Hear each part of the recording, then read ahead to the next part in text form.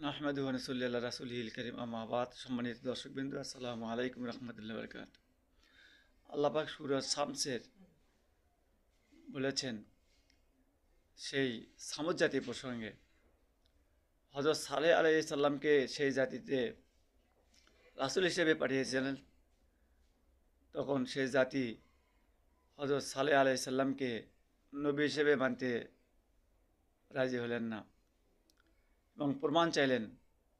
তখন হযরত সালেহ আলাইহিস সালাম একটা উটনীকে তাদের সামনে পেশ করলেন যে এই উটনী আল্লাহর পক্ষ থেকে, এর জন্য কেউ ক্ষতি করে না করলে আল্লাহ কিন্তু গজব নাজিল করবেন।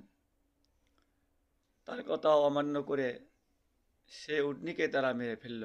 ফলে আল্লাহ পাক সেই জাতিকে মাটির সাথে মিশে দিয়েছেন। তো এই দৃষ্টান্ত মক্কাবাসী যারা ইসলাম বিরোধী কাজ করে তাদেরকে সামনে তুলে ধরেছেন যে সাল্লাল্লাহু আলাইহি সাল্লামের যুগে যারা রাসূলকে অমান্য করেছে তাদের পরিণতি কি হয়েছে। সুতরাং তোমরাও সাবধান হয়ে যাও, তোমাদের পরিণতিও এমন হতে পারে। তাই এটা পুরো মানব জাতিকে বোঝানো হয়েছে যে আল্লাহ রাসূলকে অমান্য করলে, আল্লাহ রাসূলকে অস্বীকার করলে যে আল্লাহ পাক কী না করতে পারেন, সেটা আল্লাহ পাক সাবধান স্বরূপ এখানে সকল জাতিকে দৃষ্টান্তস্বরূপ বুঝিয়ে দিয়েছেন। সুতরাং আমরা আল্লাহ রাসূলকে মানব এবং আল্লাহর কিতাবকে মানব এবং তার কিতাবকে আমরা কখনোই অস্বীকার করব না।